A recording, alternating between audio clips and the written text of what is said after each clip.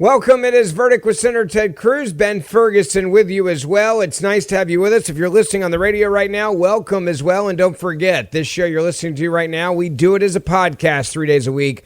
So make sure you download Verdict with Ted Cruz wherever you get your podcasts. And if you want to watch the show, you can watch this episode as well on YouTube or on Facebook. We put it up there each and every episode that we record, so you can watch it. Make sure you subscribe on the YouTube channel as well. Senator, we've got a lot to talk about, including the Supreme Court on Wednesday in a pretty significant ruling, 6-3. It made liberals' heads explode. The Louisiana 2024 congressional map, it was redrawn to create a second majority black district, constituted an illegal racial gerrymander. That is what they've decided. And of course, the left is furious right now over this, saying that this is racism run amok. The Supreme Court's illegitimate. I guess we should now pack the court again as soon as they get back in power, right? Because that's what they're planning on doing anyway. Well, the Supreme Court's decision this week outlawing racial gerrymandering was a landmark decision. It was incredibly important. For decades, there has been a practice of drawing congressional districts based on race, deliberately segregating people based on whether they're African American or white or Hispanic, and putting them into districts segregated based on race. The Constitution prohibits discrimination based on race, and the Supreme Court today, in a landmark decision, said this racial gerrymandering has to stop. As you noted, the Democrats are losing their mind over this because theirs is a party that is built on racial discrimination. And indeed, the fact that they are competitive, they are close to having a majority in the House of Representatives, is driven in a big part by their blatant gerrymandering, both political gerrymandering and racial gerrymandering. We're going to break down what that decision means, what precisely the court held, and why it was correct. We're also going to talk about an amazing thing that happened this week in Maine. The incumbent Democrat governor of Maine, Janet Mills, was running for Senate, and she dropped out. She dropped out because in today's Democrat Party, she was not nearly crazy enough to win a primary. Instead, the Democrats want a self-declared communist with a Nazi tattoo. That is now the beating heart of the Democrat Party. We're going to talk about that and what that means for the country. And finally, we're going to talk about DEI programs run amok in homeless services.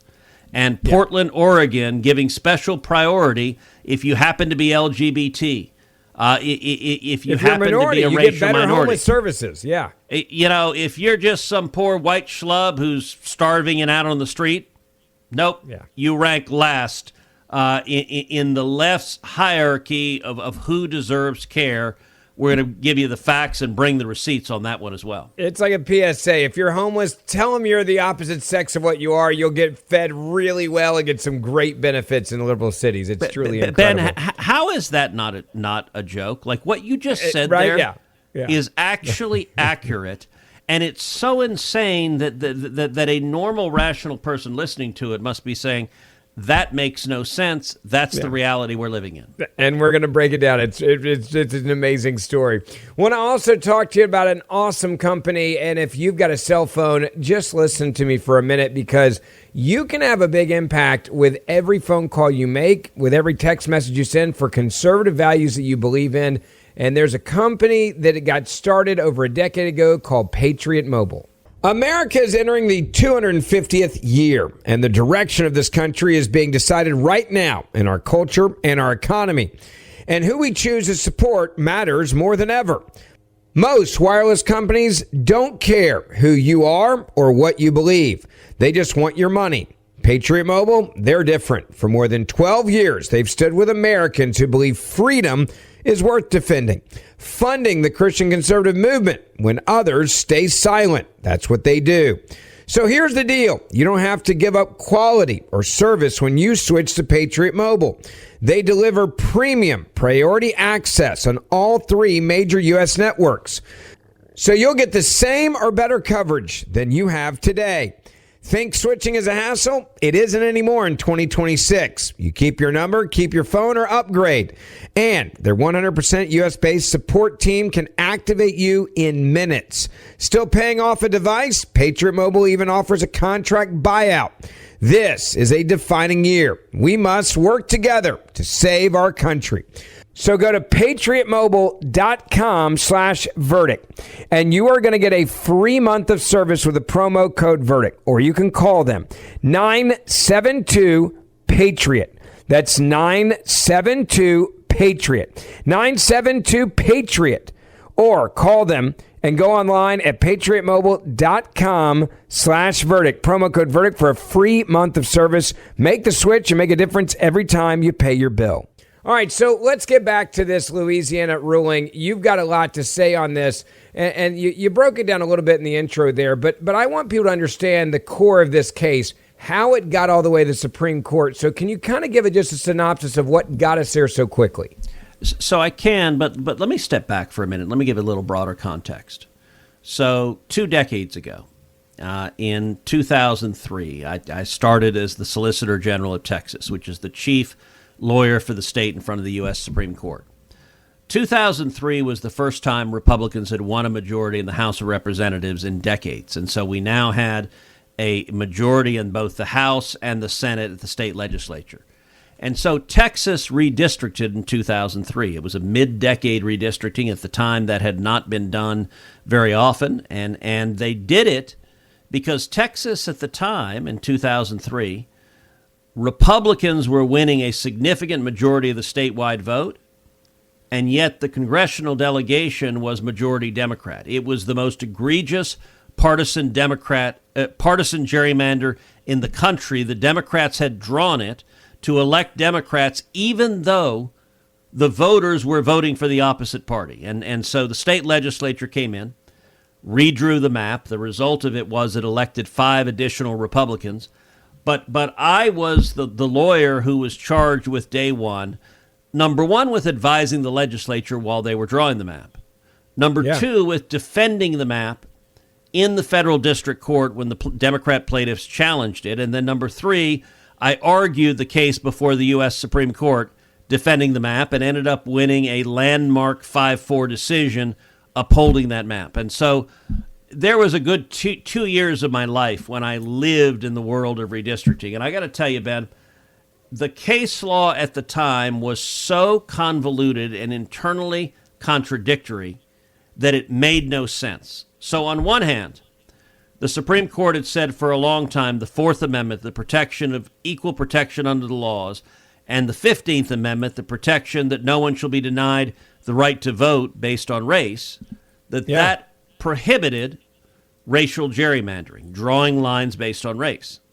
And yet at the same time, the prevailing Supreme Court precedent was that the Voting Rights Act, a statute passed by Congress, essentially mandated redistricting based on race. So you had these two lines of cases that just made no sense because they contradicted each other.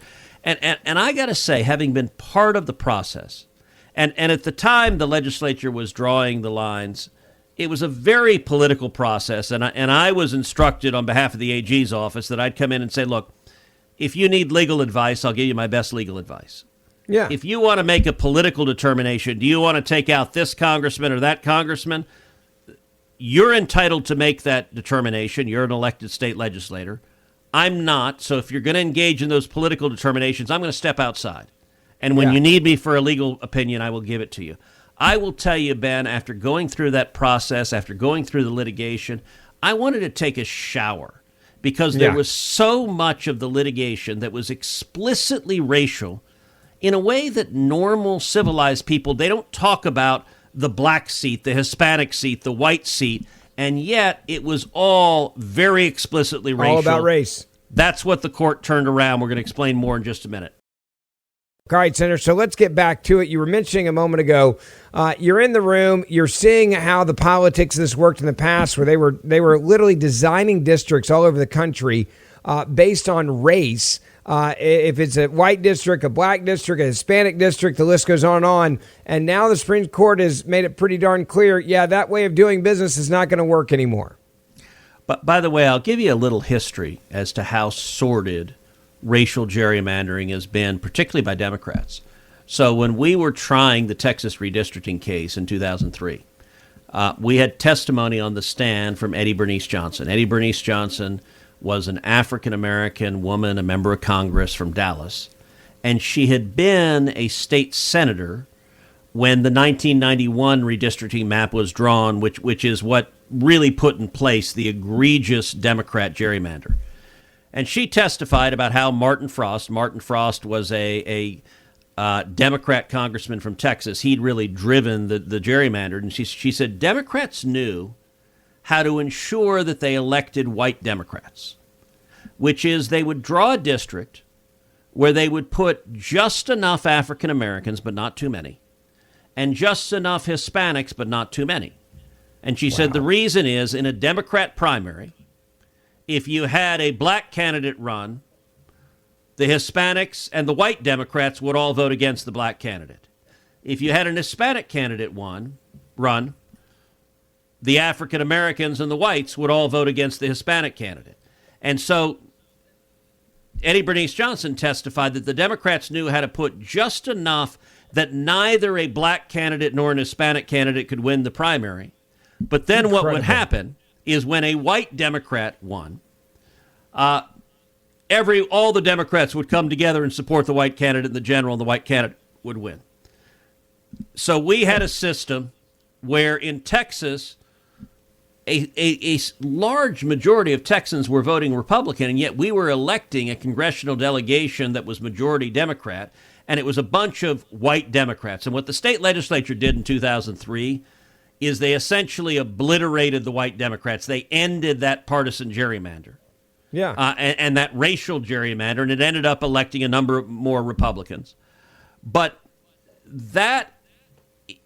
I hated litigating this kind of case because I don't like talking about the black seat, the white seat, the Hispanic seat. Look, I'm the first Hispanic senator from Texas, but I don't consider myself, I'm not a senator for Hispanics. I'm not a senator for whites. I'm not a senator for blacks. I'm a senator for Texans.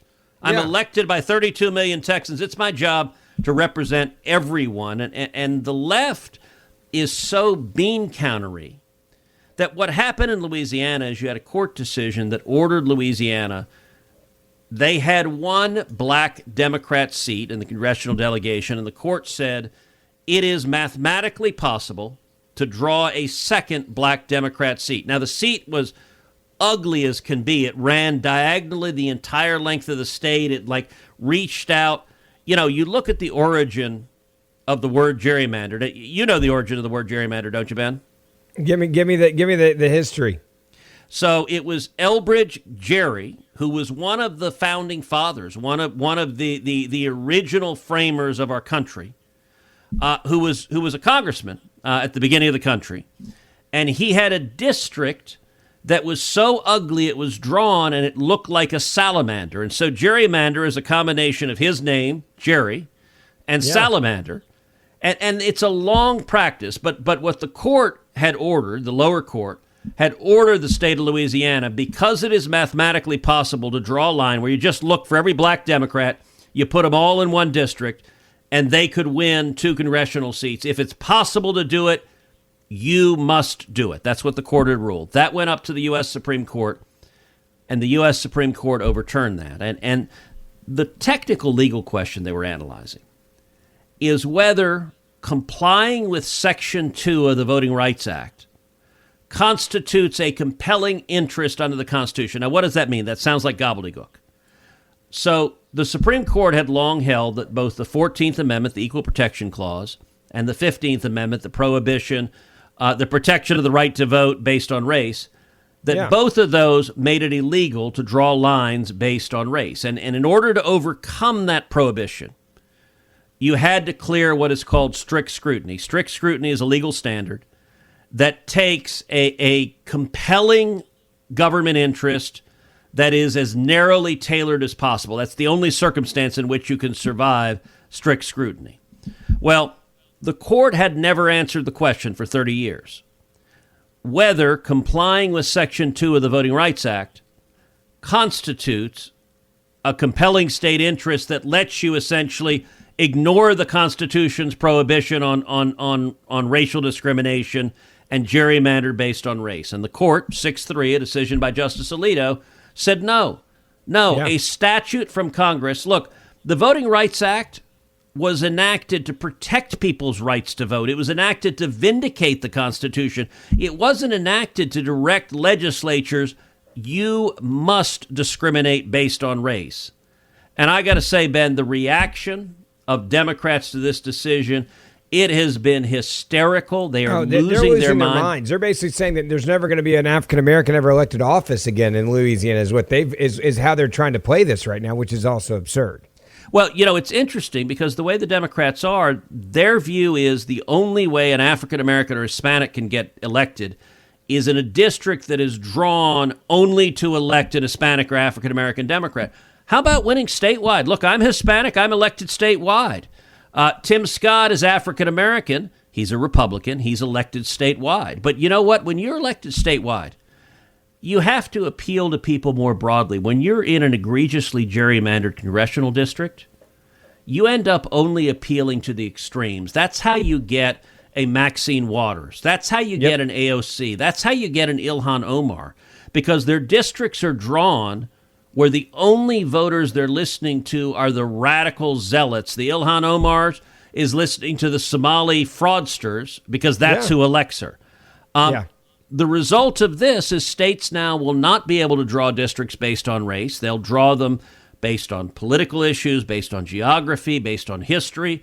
And you will end up hopefully having members of Congress that represent the citizens more fairly. All right, I want to take a moment and I want to talk to you about the incredible impact that you can have for the people of Israel right now. Right now, our Jewish friends are feeling forgotten. There's a Jewish woman named Esther I'd like to tell you about, and her home is in Israel. Esther is living through days and nights of fear. Sirens are sounding, rockets screaming through the sky, long stretches spent in a bomb shelter. She's 84 years old. Esther is elderly, she's fragile, and all alone. Now imagine that. No help, no food deliveries, no medical care, no one knocking at the door. It's a war zone. But because of friends like you, Esther is not alone. Now through the IFCJ, they are there, bringing her food, meeting her urgent needs, and reminding Jewish people like Esther, you are not forgotten. In times of fear and uncertainty, your compassion brings hope and real help.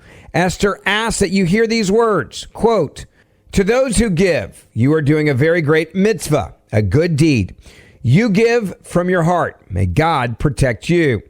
Friends, I want you to know that your gift to God's people is truly hope-giving and life-saving.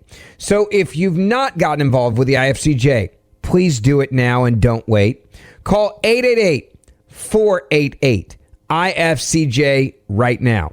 That's 888-488-IFCJ, or go to ifcj.org. That's ifcj.org. All right, there's a very interesting story I want to get to now, Senator, and it is one that involves with how crazy do you have to be to get elected in the Democratic Party now. There's a very good chance we're going to have a Mandani 2.0 running L.A. soon. And now, if you're just like a semi-crazy liberal, you may have to drop out because there's no way you can win, apparently, with a Democratic Marxist, Socialist, and Communist Party. Well, something really significant happened this week, which is in the Democrat primary in Maine.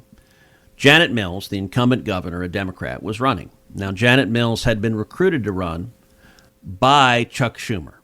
Yeah. She had a ton of money. Schumer said, this is the best candidate for we, the Democrats, to beat Susan Collins, who's the incumbent Republican senator. Janet Mills, let's be clear, Janet Mills is not a moderate. She's a whack job lefty. Look, Janet Mills, how did she get known nationally? She got known nationally for fighting with Donald Trump at a gathering of governors where she said, damn it, in Maine, we will fight to the death so that boys can compete in girls' sports and men can compete against women in women's sports. And that went viral, by the way. It was a shouting match in an awkward situation with the president, and that was like her moment. Yeah. So she is a hardcore left-wing Democrat. supported by Chuck Schumer, the Democrat leader, the incumbent governor with a ton of money. In a normal world, that's almost like designed in a lab, the best candidate the Democrats could find to beat an incumbent Republican senator. Yeah, you've literally won statewide. You could win statewide again. This is not hard.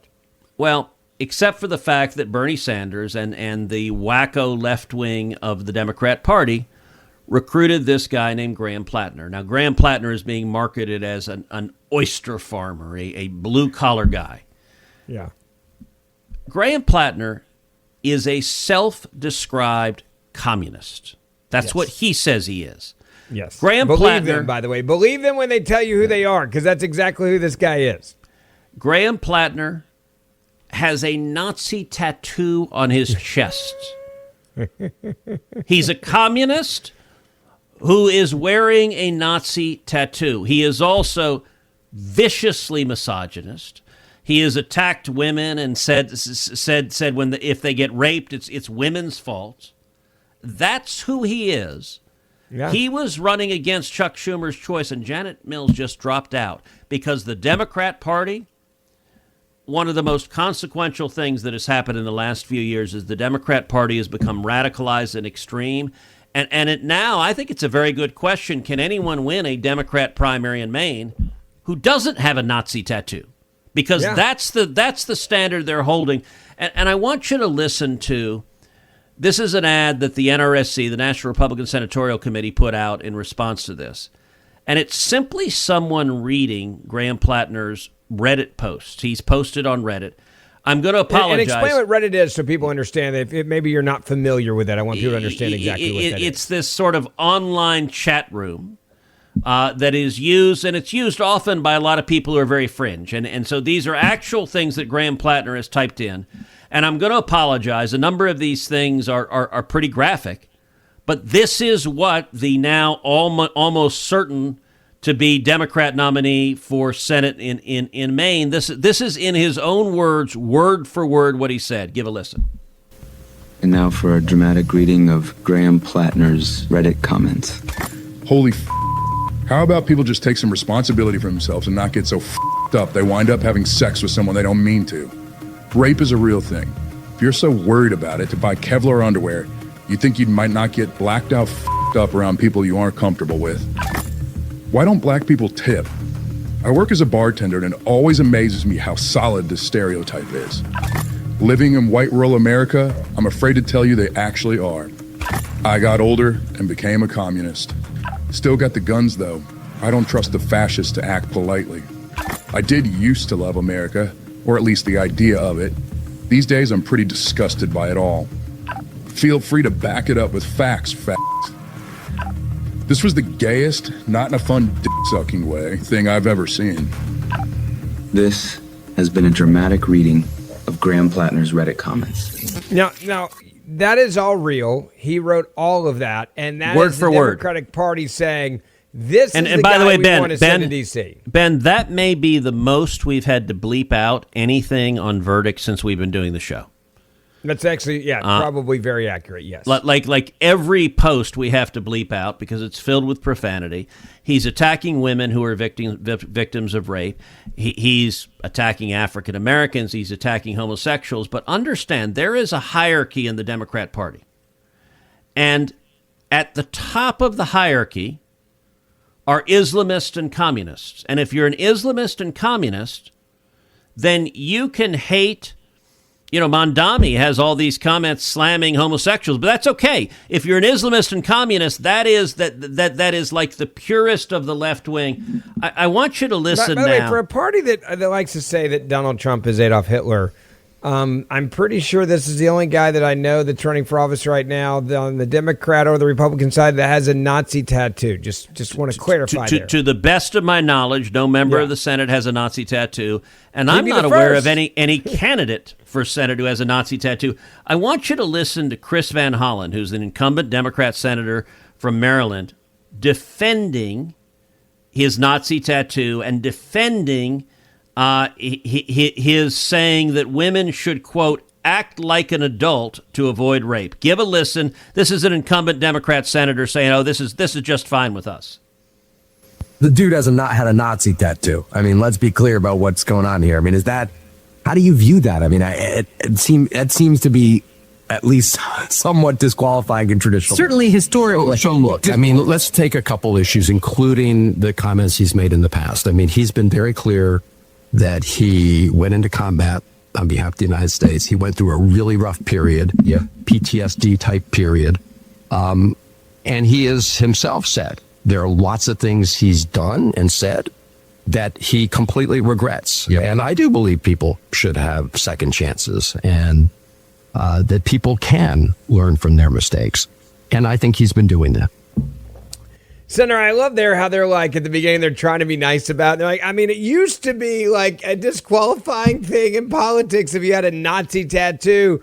Used to be, but not right now. Now it's up for grabs. We'll flip a coin and see what happens. And then you have the senator there going, well, you got to understand him. He went through a lot. So therefore, we're going to get him get a jail-free card because he went through a lot. And when you go through a lot, Nazi tattoos are just one of the things you decide to put on your body. Look, the Democrat defense of this is people make mistakes. That was just a phase. By the way, they're not defensive about him saying, I am a communist. Like that represents where the Democrat Party is. By the way, there's another image while he's on the campaign trail where he does what is a flat-out Nazi salute. I mean, arms straight up, Sig Heil. You remember when the media went crazy? When Elon Musk was at a stadium and he beat his chest and waved, and they said, oh, that's a Nazi salute. And like every media outlet. What this guy did, I don't know how to describe it other than he held his arm up in Adolf Hitler would have been proud. That's the best way to put it. And of course, Elizabeth Warren was campaigning with him saying, this is my kind of guy. Understand, this is no longer fringe in the Democrat Party. Someone who says they're a communist, someone who says women effectively deserve to be raped, someone who wears a Nazi tattoo and doesn't apologize for it. That is now an unbeatable candidate in a Democrat primary. The incumbent Democrat governor with the support of Chuck Schumer could not win and had to drop out. And that's a dangerous dynamic. These people are no longer fringe in the Democrat Party. And I'm not saying every Democrat agrees with them, but I don't know a single Democrat other than John Fetterman. And again, we keep saying John Fetterman is the exception that proves the rule. Other than John Fetterman, that I don't know a single Democrat who said, maybe he shouldn't have gotten a Nazi tattoo.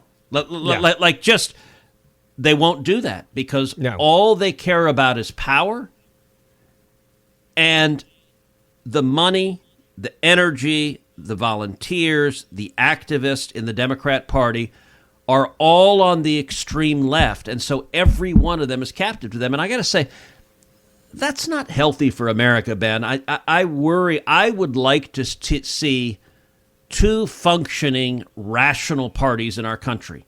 America's better. Debate. Yeah, America's better when it's over now.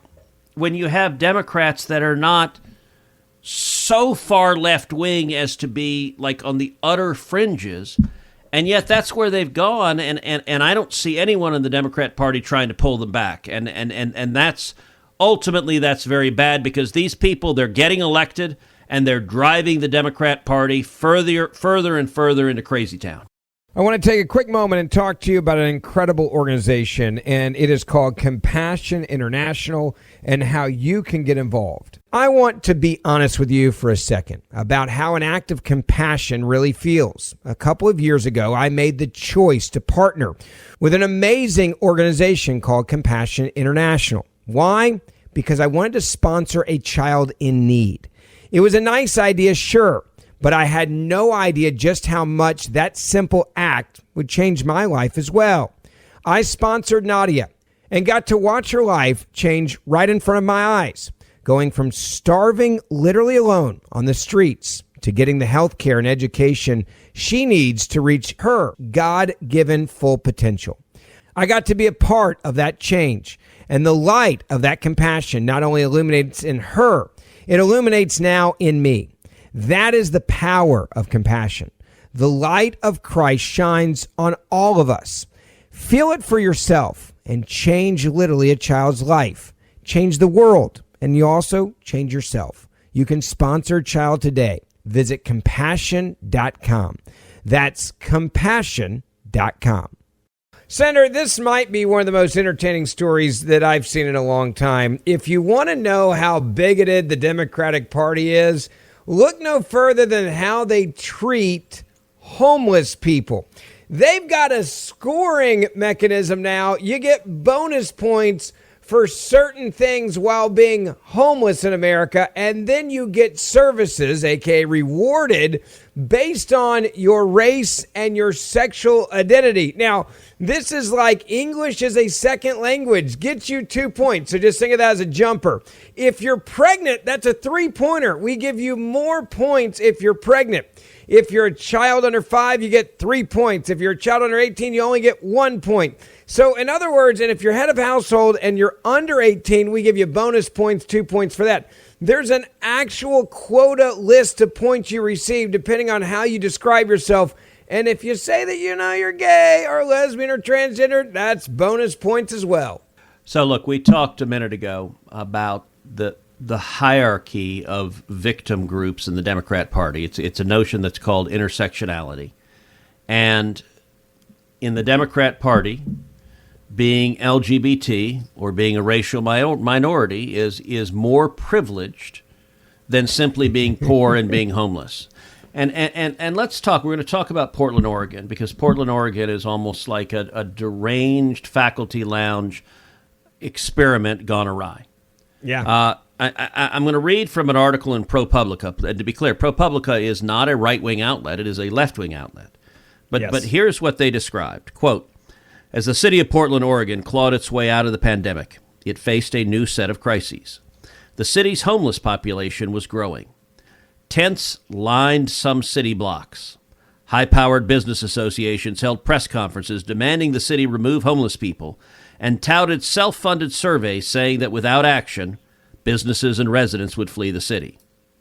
By late spring 2021, the city committed to a new strategy that then Mayor Ted Wheeler said would, quote, reprioritize public health and safety among homeless Portlanders, ultimately allocating $1.3 billion by the end of 2024.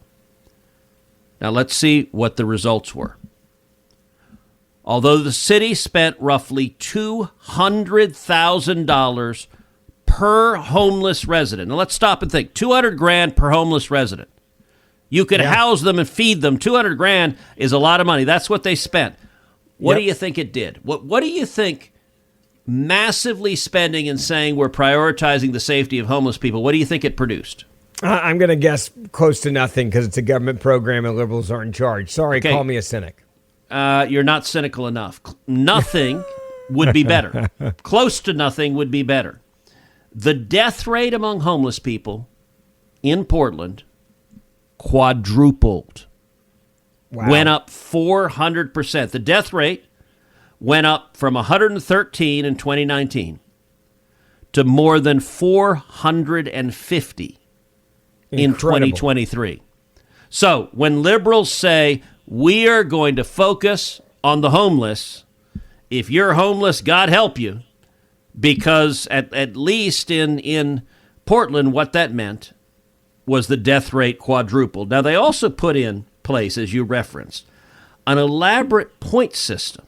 I mean, and this is not a joke. Like, it's literally, and they even tell you, like, hey, you can't get double points if you get points in one category compared to another category. So if you're pregnant and under 18, that's bonus points, but only if you haven't already gotten points for being pregnant on another piece of paper for another point system. It's unbelievable how well organized it is. So look, and I'll say actually, pregnant makes some sense. Prioritizing pregnant women, that has a reasonable basis. You are more vulnerable. But English as a second language, that was worth 2 points. Head of a household under 18, that was worth 2 points. Interest in LGBTQ services, that was worth 1 point. Just interest. So just make sure you say, I think I've thought about being gay or transgender or lesbian, and then you get 1 bonus point. So total disabilities impacting entire household ability to secure housing. I don't even know what that means, but it's worth 3 points. Yeah, there you go. Interest in culturally specific services. That's 2 points. Again, I don't know what that means. By the way, comparing that, just so you understand how woke this is, if you are over the age of 55 plus, which is a higher vulnerable category, I think we can all agree on that for homelessness, you get 2 points for that. You get the same number of points if you're interested in culturally specific services. You can just catch up to somebody that's 55, 60, 70, 80, 85, 90 years old. Yeah, and also worth 2 points is being a domestic violence survivor. Now that actually is rational and makes sense that you would prioritize domestic violence survivors. But in the Portland world, interest in a culturally specific service is equally prioritized to being a domestic violence survivor. Now, how about this? What do you think being poor is? Like having, let's say something crazy, zero income. Like if you're trying to help homeless people, having zero income. You would think that would be one of the top scoring things on a sheet because that would get you obviously to be homeless. So you would think like that would be worth something, right? Guess what? 1 point. It's not. 1 point. 1 point. 1 point. And if you're homeless for a year or more, you only get 1 point. But if you are currently homeless, this is what's weird. Currently homeless gets you 2 points. Wouldn't that also mean you get 1 point for being homeless for like 12 months or more or no income? I don't know. This is DEI on a whole nother level of stupid.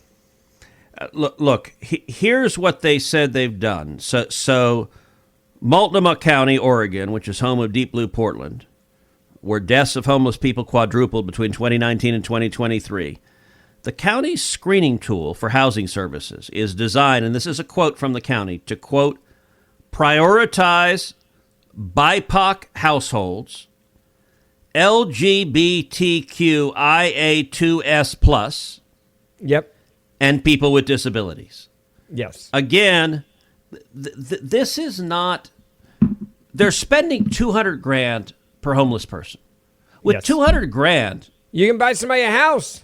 You could buy someone a house. Yeah. But you could pay that rent would for make a long too time. much sense. Yeah. You could pay rent for a long time. You could get someone a hotel room. You could feed them. You could get the medical care. And yet the death rate quadrupled because they were more interested in LGBTQ, LMNOP, like the number of letters there. I can't even, it reminds me of that crazy Canadian who got up and gave this incredibly long stream that I'm pretty sure was her Wi-Fi password. Yeah. But they're more interested in their woke policies than they are actually in helping someone who needs help. And that's tragic. You mentioned $200,000 a person. Just to put it in perspective with everything we know, you got to ask yourself the question, how much fraud's involved here? Massive. Yeah. It's hard to spend that much money. $200,000. It's going to be interesting to watch, see where this somebody's goes. Driving a Ferrari, somebody's driving a Lamborghini. Yeah, you're absolutely right about that one. Don't forget, we do this show Monday, Wednesday, Friday. Hit that subscribe, auto download button. You've been listening to Verdict with Ted Cruz. We will see you on the podcast this week and back on this radio station next weekend.